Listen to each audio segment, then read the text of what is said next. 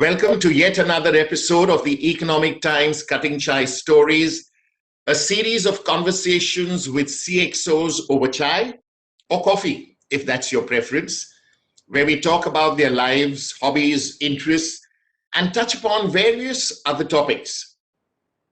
The urgency and pressure on CXOs as they navigate the COVID-19 pandemic has been immense.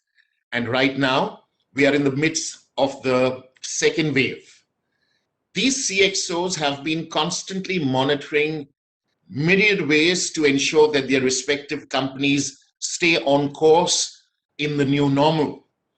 The incredible demands placed on them makes us often wonder how they have time for family, hobbies, or any personal downtime. And let's not forget that they are mere mortals. This initiative is aimed to create a deeper connection with them and to get a sense of what CXOs of several prominent companies do when they are not in CXO mode. And so today I have the pleasure of engaging with Vaibhav Joshi, Chief Digital Officer, Equitas Small Finance Bank Limited. Vaibhav, welcome to Cutting Chai Stories. Thank you, Ivan, for having me. My pleasure. Okay, so Vaibhav, we are in the midst of a second wave, more or less a second lockdown, if I may say so, in major states and cities. So let me ask you, what were the two or three things or anything that you did during the lockdown that you had never ever done before the lockdown came into force, either last year or this year? So, Ivan, this lockdown has been, initially it was extremely difficult for a lot of us to adjust. We are used to so much freedom. We are used to doing what we want to. We are so much used to our, rudimentary lifestyles, getting up in the morning, getting ready, going to office, planning your day, doing your things, talking to customers, meeting clients, and so on. So when this lockdown happened, it really turned life upside down for a lot of us professionals. Okay. And we were confined to the spaces of our homes, and a lot of us, went ahead and converted one room into an office. And, for those of the fortunate ones who already had a home office, started working from there. But for me, Ivan, it was extremely important that, I stay in a connected world. Okay. And for me, my team is very, very important. At the beginning of the financial year, I plan a lot of things that I want to do in the fiscal. I get my team on board. Then there are, those quarterly, monthly, weekly reviews and so on. And it was so disconnected initially in the lockdown and, again with the second wave picking up. So the first thing I decided was, hey, let me stay connected to my team. So we started arranging this video calls every day in the morning. Initially, we did it at, around 10:30 types. Then we slowly moved it on to, half an hour earlier, starting at 10 o'clock instead of 10:30. 1 hour in the morning, you get in touch with your team over a video call. 30 minutes, you don't talk work. You just, talk how is everyone, talk about, things not related to work. 30 minutes, crisply catch up, plan your day of, what are the priorities between the team, and that's it. Then you do not disturb the team for the entire day. Let them, shape their day that they want to shape it. If you ask me, that was extremely important that, creating that connection, because earlier we were used to seeing each other's faces.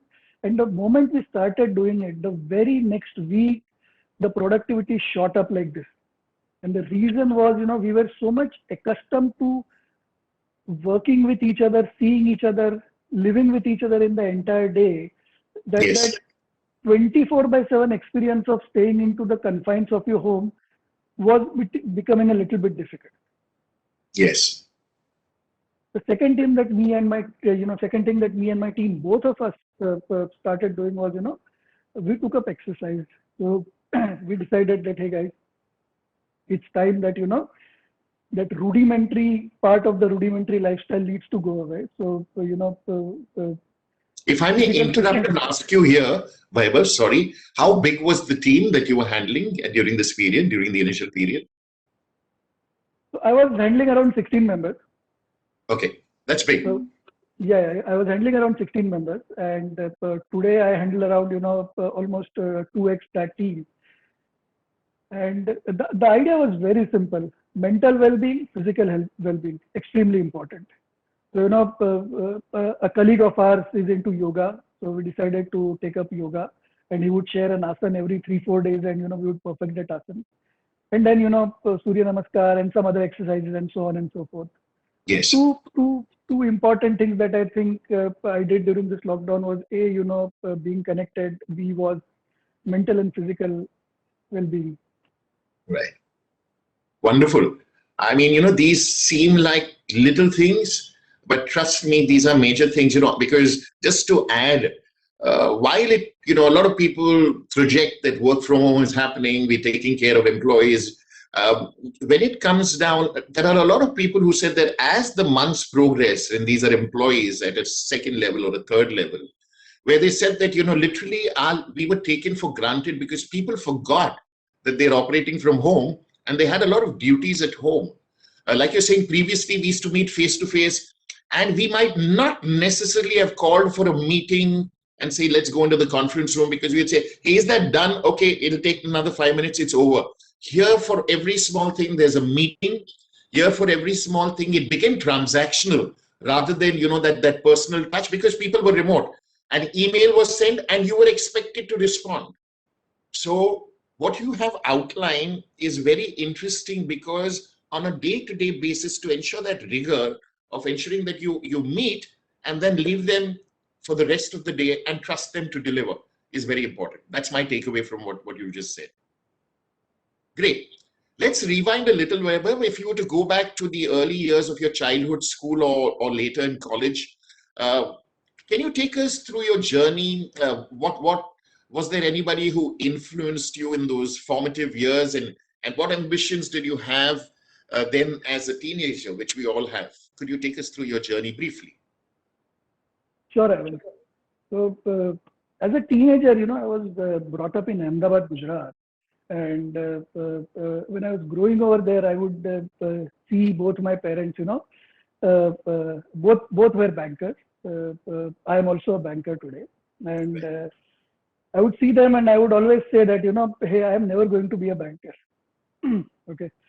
Uh, of course, in those days, a female working was very much new. I used to look up a lot to my mother because she was one of the few females in our locality who was working. She would in the morning get up, prepare the food, ride on her kinetic to her State Bank of India branch. And, in the evening, she would come and then take me for a ride and so on. So one of the most important influences in my life has been my mother. And while I was growing up, I was very much fascinated with electronics. So I Okay. always decided that, I want to be an engineer. Okay. I wanted to be an engineer, but, like there are good influences, there are bad influences. So there was a point in my growth path when, I I was influenced not in a good way by certain, group of friends, and academically I had certain setbacks. So I had to take a, parallel path to become an engineer. I could never Okay. do a, formal graduation like a bachelor's of engineering degree or Sure. something. So Sure. my father, he instead opted to put me into tech. It was fairly new at that time. So I ended up becoming a software engineer, ended up going to Australia, doing my information systems specialization from there, and then on to become an information systems engineer. Okay. But yeah, influence point of view, a positive influence. My mother, to be an engineer was something that really drove me. I put in a lot of efforts, after that academic setback that I got. I put in a lot of efforts because my primary education, because of that setback, had to be done in an external manner, which is the Okay. graduation. Okay. Okay. So in India, I never went to a college, Ivan. Right. I did it completely externally. Wow. And then when I went overseas, I completed my formal education in a, in a very systematic manner. Right. And then and so it was slightly a hard way of doing it. But then, I realized that sometimes, to reach your goal, You need to That's really, sometimes you fall, you get up, you run again. You fall, you get up, you run again. You learn from this experiences. That is what has happened with me, Ivan. if I may just add, that probably would have been one of the single most hard-hitting lessons in your life, with be it professional or personal. I mean, that you would have that we as we grow older, hopefully there is wisdom and we can connect the dots when we look back on our life. But would it have been one of those top two or three lessons that you would have learned? It was, Ivan, definitely, because it made me realize that, what I had missed on. Right. So, if I go back a decade, maybe, sometime around 2010, 2011, maybe even 2008, 9, that was the time when I really regretted not going through the formal path, because when I would look at my friends, my classmates, my counterparts, whom I grew up with, and so somebody was somewhere, somebody was, they were all established, Yes. and I was fighting day in day out every day to climb up the corporate ladder, to make a name for myself, to learn new things, to implement new things, so on and so forth, and that's when I was like, yes, it's a very different thing when you have a when you take the route of, I like to call it a IIT IIM route, and when you take the parallel route, Sure. that is, I've always realized it. It has been an extremely important lesson of my life, and that is something that I pass on to my daughter. That beta, academics is single most important thing till the time you get onto the path of the career that you choose. So yes, it Sure. has been an extremely important and very early learning lesson in my life. Thank you. Thanks for sharing that. Let me quickly then go and ask you a question that's related. You've talked about one of the lows, you've talked about your journey. Could you quickly, in a minute, share a snapshot of what have been the highs and lows of your career, and what are the learnings and takeaways from that? So I've been very enterprising in my corporate career. Okay, I've done 3 startups of my own, Okay. and this is my second banking job. This would be probably my fifth or sixth job per se, and it has been, this 22 years has been very, very enterprising and very exciting. Some of the highs of my career would be, one of the most important highs of my career was to launch Aadhaar in India. Wow. So Okay. when Aadhaar got launched in the country, I was invited by the then West DDG AB Pandey, Ajay Bhushan Pandey sir, who is currently the CEO of UIDI. And he had asked us if we could do it, and we said yes. And then Nandurbar was where it was launched. So at that time, our Prime Minister Manmohan Singh ji, Sonia Gandhi ji, they had come for the launch, and we were the company which went ahead and launched it. That was one of the very important highs of my career. A few other highs of my career where, again, when we launched Freecharge, when we launched PhonePe in Yes Bank, at the same time, Sure. my own enterprises were also highs. So one of the startups that I did, Ivan, was the Good Food People in the food industry. I Okay. would have done that sometime in 2013. It still runs today. My wife is running that startup, so it's been 7, 8 years now.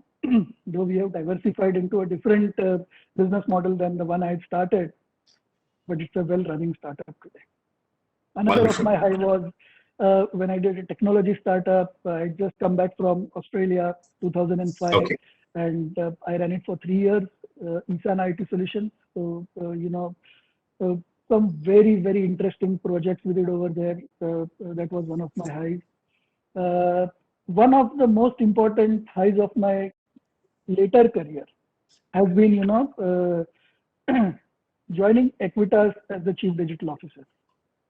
Okay. Okay. And the reason I'm saying this is that, from my earlier 6 year stint with Yes Bank as the national head for digital banking, we did a lot of this innovations, and we were, for the last 3 years, we were almost number one every year under the leadership of Ritesh Pai.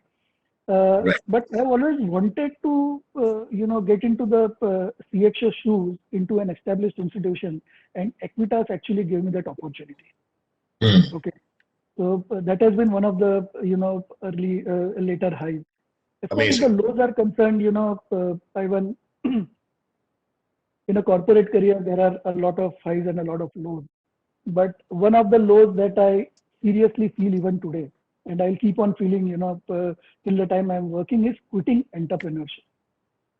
Okay. Entrepreneurship is something that I find it difficult to have quit because I'm extremely enterprising by nature. Today also, when I work with a lot of these fintech startup companies, I work with a few startup companies on a pro bono basis, offering them in an advisory capacity to help them do a go to market, to help them plan their business plan, to help them put together an investor pitch and so on.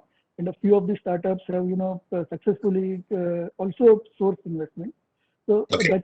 that is a low. That is something that I really really miss. Okay. Very, very interesting. Got a lovely snapshot of your journey in the limited time that we have. So with that, Vaibhav, what we're going to do is we're going to move to a section called the one word, one line answer. Uh, it's a fun section.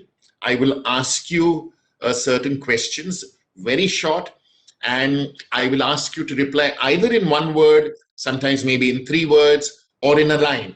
So are you ready for this section? Sure, I will. Okay, great. Uh, so, Vaibhav, what is the social media platform that you most frequently use? LinkedIn. LinkedIn. Okay. Uh, what are any organization's biggest assets? Say, in the case of your organization, choose one of these. Is it money? Is it people? Or is it technology? People. Which is your favorite holiday destination? Domestic. Goa. Okay. International? California. Wow. Okay. Interesting choice. What is the most courageous thing you have ever done thus far? It can't be a one word answer. No, It has to one be line. one That's why I statement. said one word, one line. Yeah. Yeah. I was working for one of the companies, and my MD asked me to shed off some access manpower. He called access because we were not on track for the business plan. It was a very short stint, and then the investments were not coming in. So what I did at that point of time was I offered him my own resignation instead of laying off my team, and I actually went ahead and resigned that day. And my team continued for 6 months, and then eventually a few of them went ahead and got a new job. Very interesting. Thanks so much for sharing this. Thank you. Uh, Favorite meal, Vaibhav, or favorite dish, Favorite whatever. authentic Maharashtrian food. Favorite dish Ah, sabudana khichdi. wow. At this time, chai ke time pe, cutting chai. Yeah, you made my mouth water. Describe your journey thus far in 3 words. Ambitious, Okay. rewarding, learning. Okay. Interesting.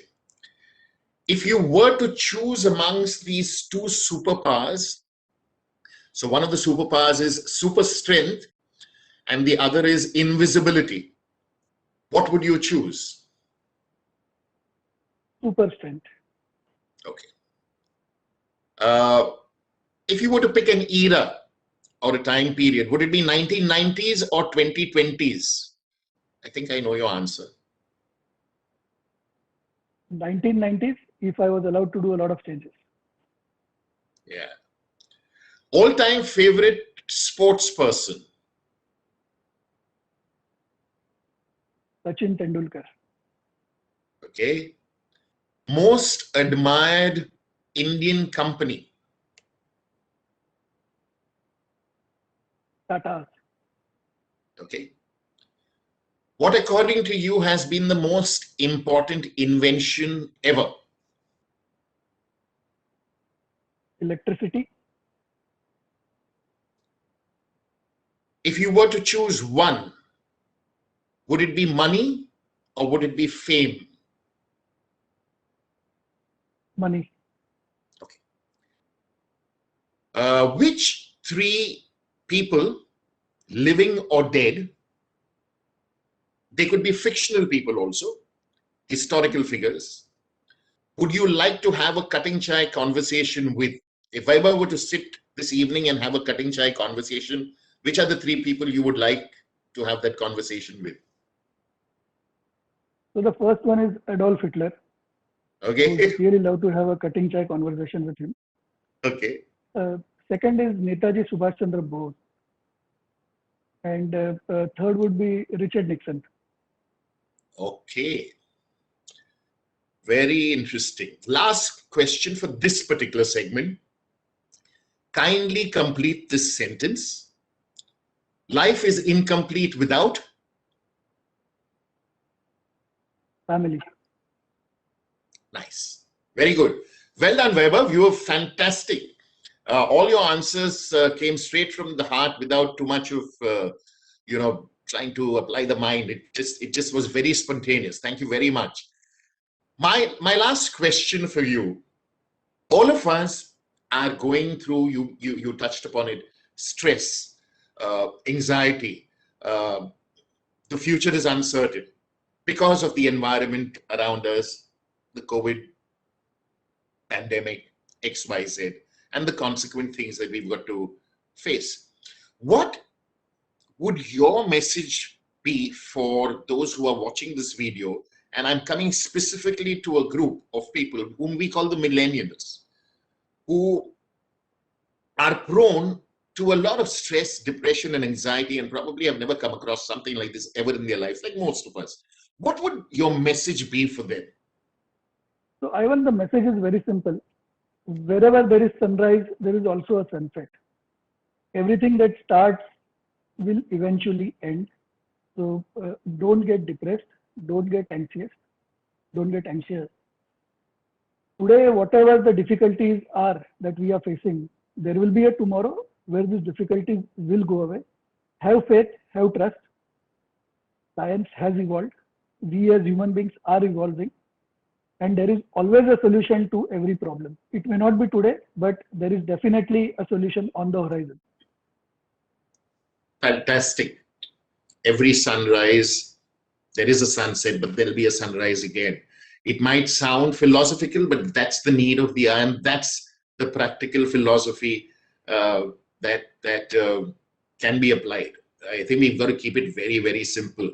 Thank you, Vaibhav, for spending time with us. I enjoyed this conversation thoroughly. Thank you for being open, for being transparent, and speaking from the heart. And we got quite a good insight into Vaibhav, not just the professional, but the person behind the title Chief Digital Officer, Equitas Small Finance Bank Limited. Thanks once again.